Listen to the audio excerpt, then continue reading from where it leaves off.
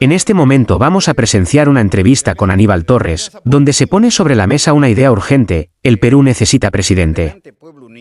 En este vídeo escucharás sus opiniones sobre la crisis de liderazgo, la situación política actual y los retos que enfrenta el país en medio de tanta incertidumbre. La intención es que lo escuches directamente, sin filtros ni intermediarios, y formes tu propia impresión sobre lo que plantea. Sin más, te dejamos con la conversación para que conozcas de primera mano su postura frente a este tema tan importante para el futuro del país. Mencionar el primer punto, que hay que combatir la corrupción cero en el Estado. Hay que combatir la inestabilidad política, que es la que nos mantiene durante muchos años aquí, que ustedes no lo mencionan cuál es la razón, en ningún canal, ¿eh? ¿Por qué?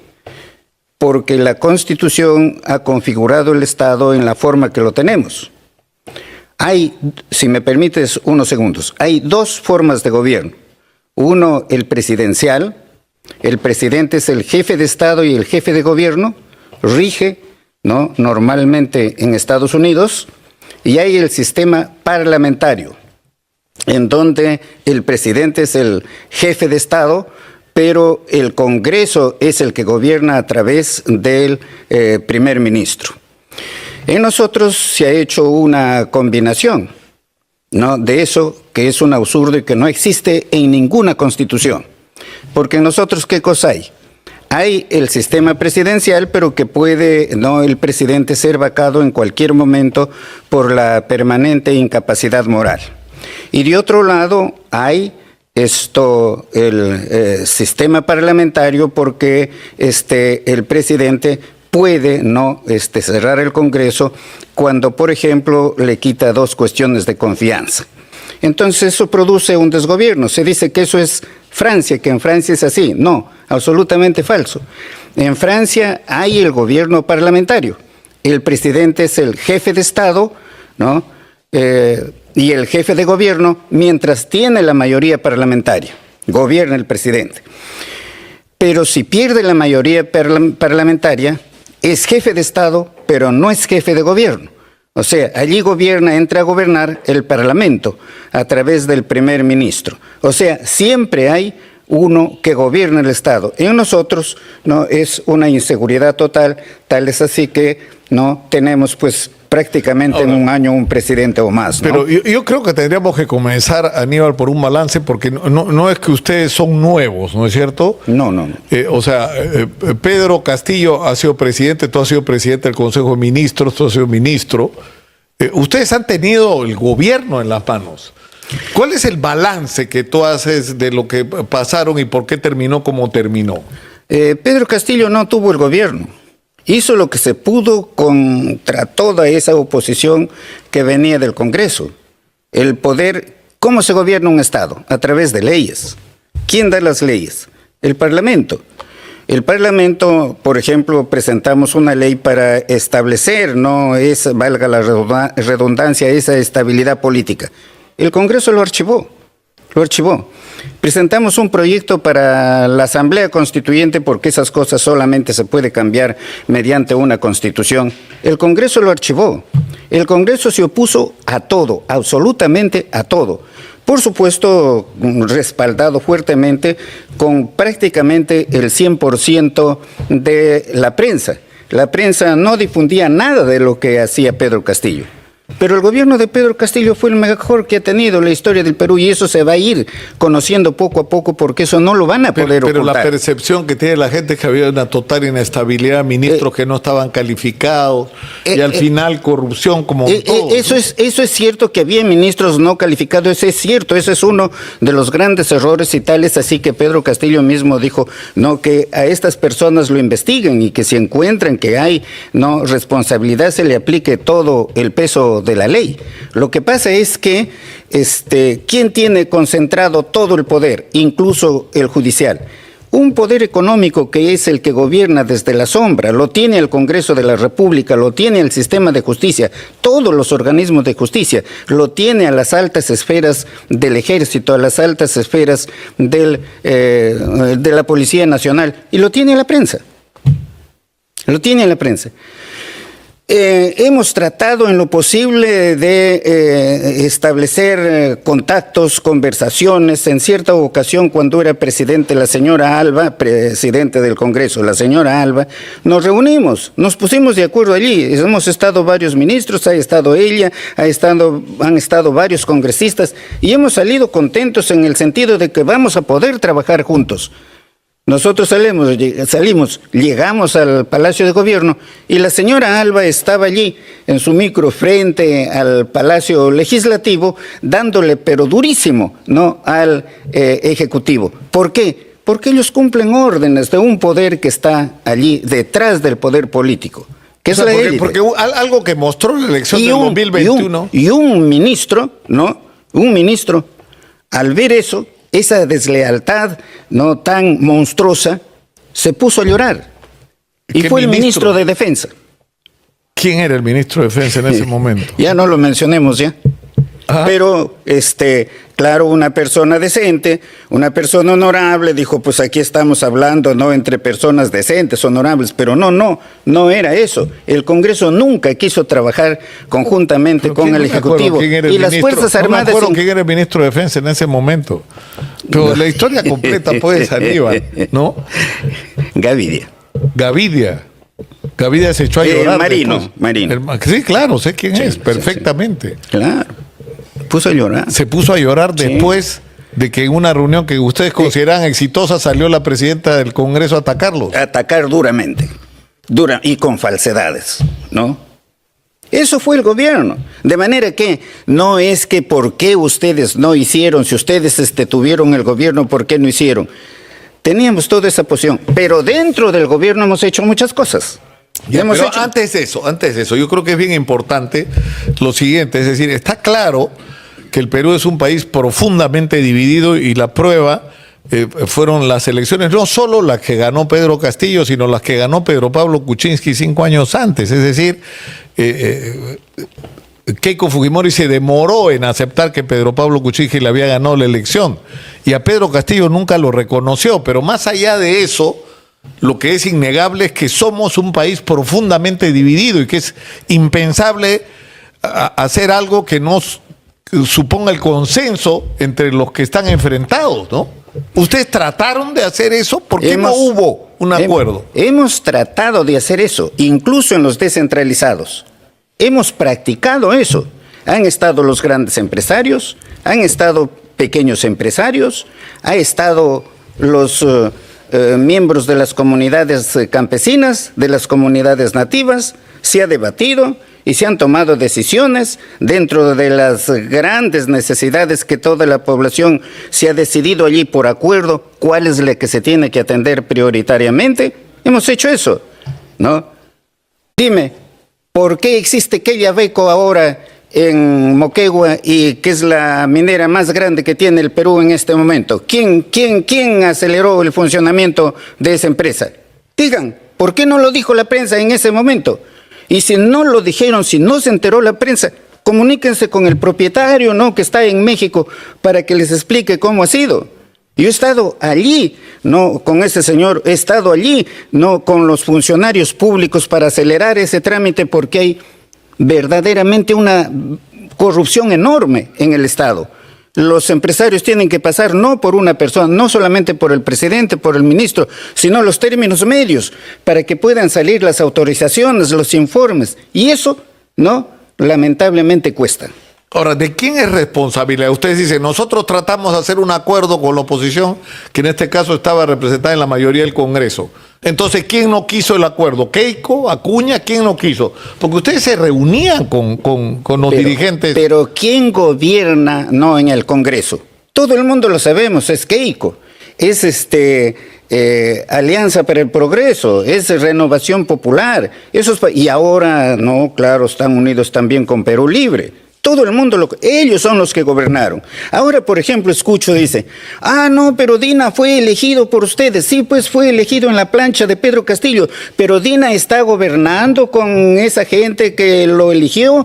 No, señor, está gobernando con la ultraderecha. Eso es lo decente, eso es lo honesto. Ella es una sirvienta de la señora K y de los otros grupos que están gobernando allí. La ultraderecha gobierna y está gobernando solamente para su beneficio y para no protegerse,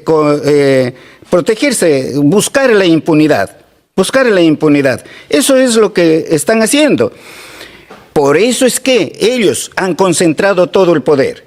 El Ejecutivo, el Legislativo, el Judicial, el Tribunal Constitucional, la Defensoría del Pueblo. Han concentrado todo. Pero has dicho una gran verdad ahora ellos.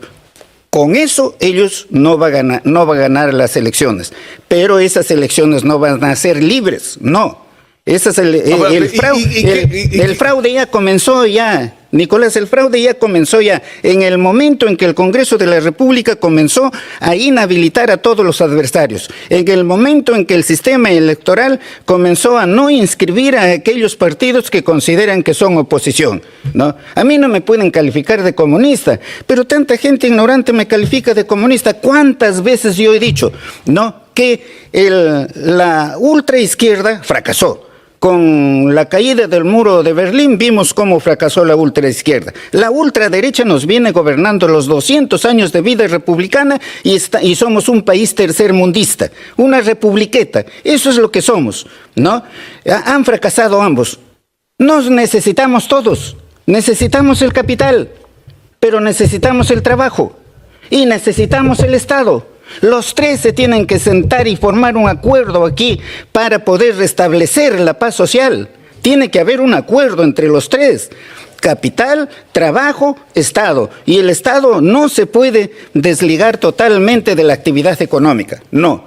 Eso es lo que venimos diciendo, eso es lo que hemos estado haciendo. A nosotros no nos pueden calificar de comunistas y si nos dicen comunistas, díganos qué actividad, qué acto comunista hemos realizado. Ahora, para finalizar, Aníbal Torres nos va a dar su visión sobre el gobierno de Dina Boluarte, un mandato cuestionado por su falta de liderazgo y por las decisiones que han profundizado la crisis política y social en el Perú.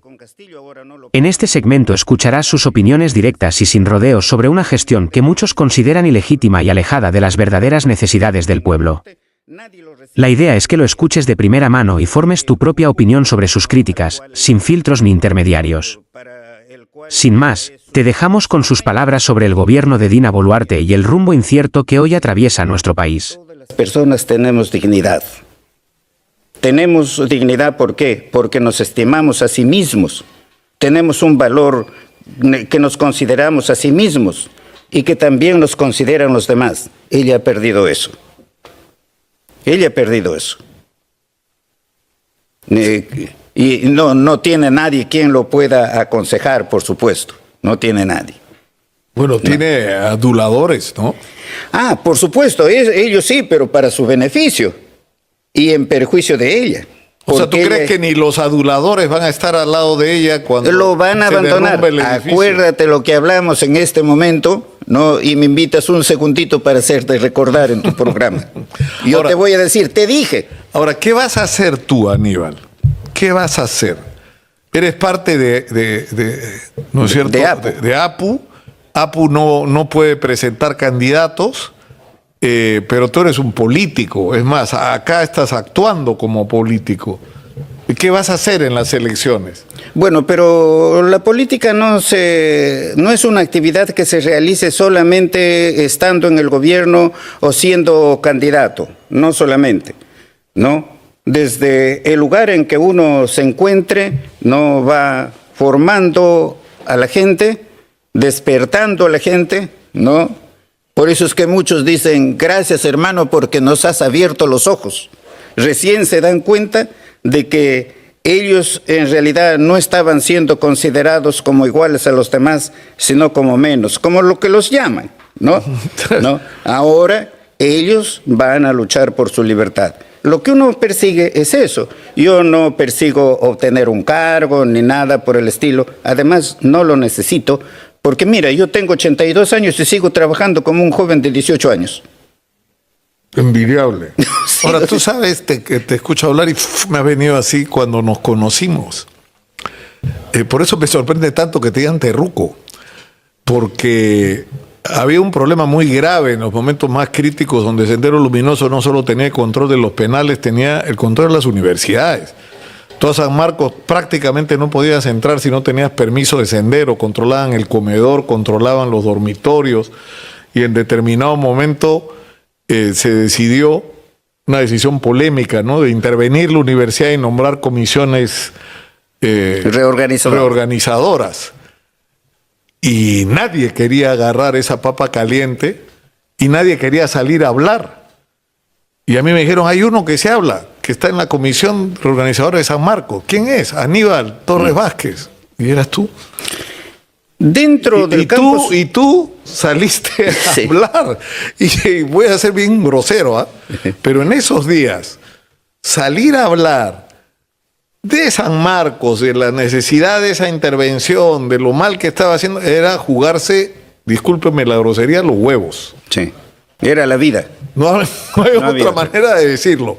Porque yo estaba en la tele, Aníbal, buscar a alguien que saliera a hablar contra Sendero, todo el mundo se moría de miedo. Se muere de miedo. Y no era entendible, porque realmente te la jugabas, salías y te mataban, así era esta gente. Y tú saliste a hablar, y por eso yo siempre te he tenido respeto. Por ese gesto nada más, te puedo perdonar todos los pecados posteriores, pero ese gesto en fue el campus coraje. universitario estaba el ejército, estaba la policía y estaba Sendero. El ejército y la policía no hacía nada. Sendero se paseaba frente a ellos, nadie le decía ni a. Yo llegué a establecer eso. ¿Por qué? Porque yo investigaba, pregunta, ¿por qué es eso? ¿Por qué no pueden? Nuestra familia, doctor. O sea, los militares tenían miedo no por tanto sus por familias, ellos, sino por sus familias. Porque Sendero, ¿no? Hacían algo contra Sendero y detectaban quién lo hizo, entonces pagaba la familia. Te decían, el partido tiene ojos y oídos en todos lados. Tenían miedo a la gente. En todos lados. Sí, así fue. Así fue. Pero tú saliste a hablar. Tú te metiste en la comisión reorganizadora, que ya era un reto a Sendero, y encima saliste y diste la cara. Así es, no, yo he dado la cara, yo no he permitido que Sendero cierre las aulas, he abierto las aulas así físicamente, habían también jóvenes estudiantes que estaban que estaban hartos de la situación. Sí, ¿no?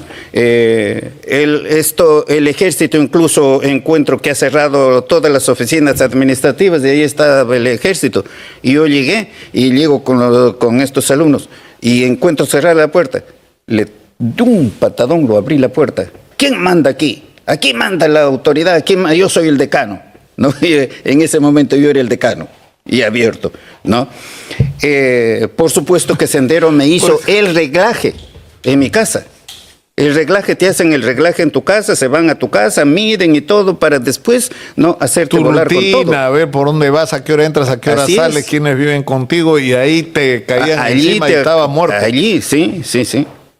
Incluso. Por eso a mí me sorprendía tanto cuando decían terruco de Aníbal Torres Vázquez. Rospigliosi en el Congreso y otros congresistas ellos no sé a qué se debe su odio de ellos. Terrorista, terruco y todo. Me denunciaron al Ministerio Público.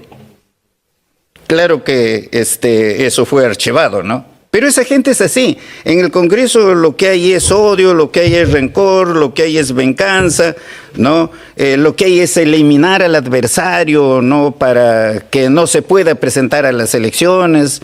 No me hicieron un proceso de inhabilitación, perdieron, me han hecho otro proceso que lo tienen por allí, que no puede caminar porque no saben ni siquiera cómo hacerlo, ¿no? O sea, sobre los mismos hechos sobre los cuales ya me juzgaron nuevamente otra vez sobre lo mismo, no saben. Es como si estas personas no tuvieran nada que hacer. Y en realidad no tienen que hacer porque nada bueno hacen para el país, ¿no? Aníbal, tenemos que terminar por hoy. Te agradezco mucho por haber venido. Aunque esta sección se busca presidente, o se necesita presidente, no solo. La idea es entrevistar a gente que está. Tú representas un partido que lamentablemente, pese a que ha cumplido los requisitos, les dicen, no, esto fue después del cierre de las listas, no tienen derecho a participar, lo cual no me parece. En una palabra te digo, el sistema electoral está sometido al sistema político.